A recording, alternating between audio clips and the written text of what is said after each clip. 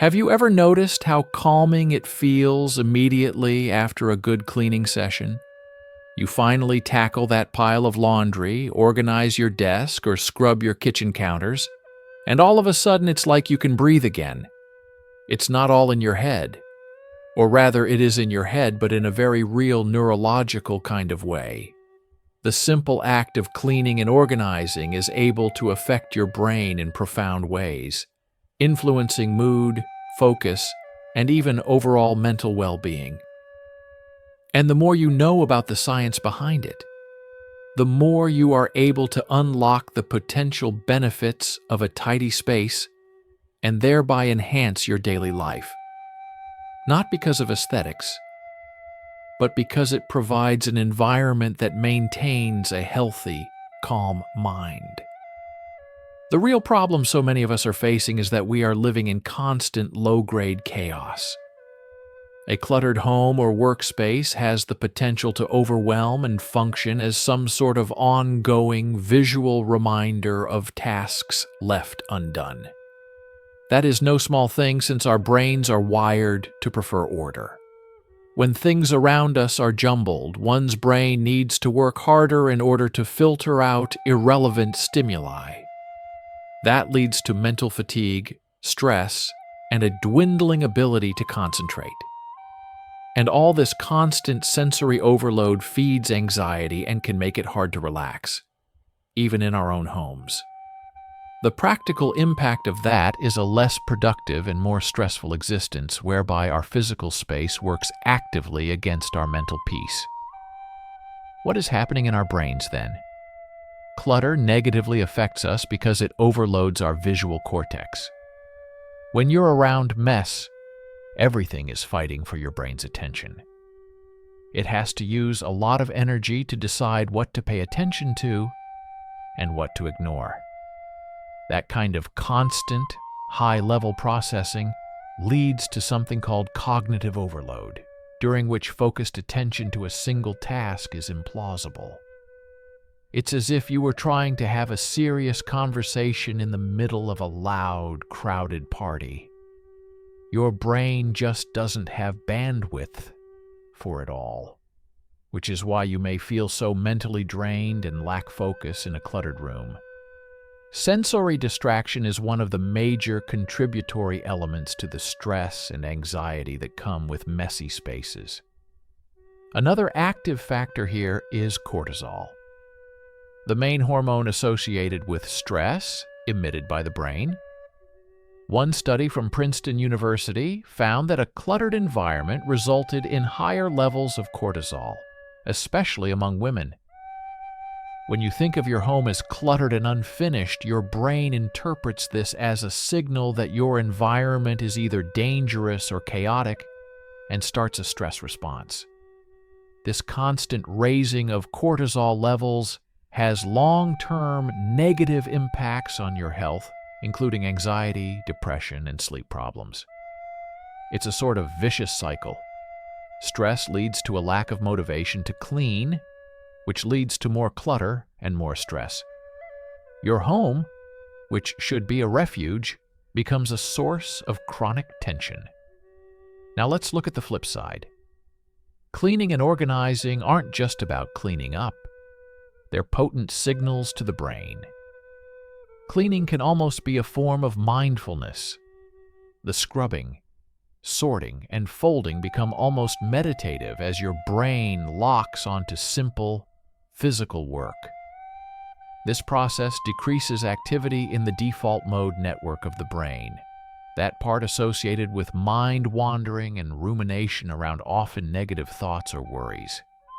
By doing this focused activity of cleaning, you are giving your brain a rest from that cycle of stress and anxiety. This is an active way to quiet your mind and transport yourself into the present moment. Additionally, the completion of a cleaning task triggers dopamine, which is a neurotransmitter linked to pleasure, reward, and motivation. When you've set a goal, such as organizing your closet, and then you achieve it, the reward system in your brain lights up. You get a little hit of dopamine, and that makes you feel good and accomplished. Such positive feedback not only raises your mood in the short term, but also reinforces this behavior, which will make you more willing to clean and organize later on. That's why finishing a cleaning project, even an inconsequential one, can be so satisfying. You're literally rewarding your brain for creating order from chaos. It can be emotional for individuals to be in a highly messy environment. It carries with it feelings of shame, embarrassment, and low self-esteem, mostly because you feel you cannot invite people to your home. You may see this as a sign that you are failing in adulting, and these things will chip away at your confidence. This is socially isolating in nature. It may mean avoiding having friends or family visit, an act in itself that puts limits on your opportunities for social connection and support. Avoidance has the potential over time to damage relationships and deepen feelings of loneliness. The ripple from living in a continually messy space affects quality of life. It may contribute to chronic stress, interfere with sleep, and hamper the ability to focus on goals, which itself influences mental and physical health. But here's the good news. You can reverse these effects. Probably the most effective way to start is to start small. For most people, the idea of decluttering a whole house is paralyzing. Instead, pick one small, manageable area, a single drawer, one shelf. In other words, micro-cleaning. You can get a quick win and get that dopamine boost, which helps you build momentum. This process is called habit stacking, anchoring a new habit, such as cleaning for 10 minutes, onto an existing habit, like right after your morning coffee. It is easier to insert cleaning into your day without making it feel like a monumental chore. And these small efforts gradually compound to a tidier, more manageable living space. Another strong solution is creating designated homes for all of your things. So much clutter in our homes is related to not knowing where to put things. When everything has a place, it's a lot easier to put items away after use. This reduces decision fatigue, a state of mental exhaustion from making hundreds of little decisions throughout the day, like where to put your keys or the mail. You make tidying easier and the mental load smaller by creating clear organization systems, and cleaning almost goes on autopilot, freeing up those mental resources for other important things. Consider the story of Marie Kondo. Her KonMari method has helped millions. But her philosophy is not to get rid of things. Rather, it's an intentional choosing of what to keep. In asking if something sparks joy, she invites a mindful approach to ownership.